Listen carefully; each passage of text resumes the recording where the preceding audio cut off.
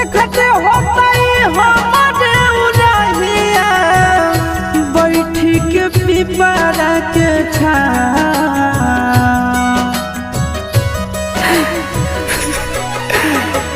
देखते होतई हमारे उड़हिया बैठी के पिपरा के छाँव। रुक रुक रुक अरे टरेनिया रुक रुक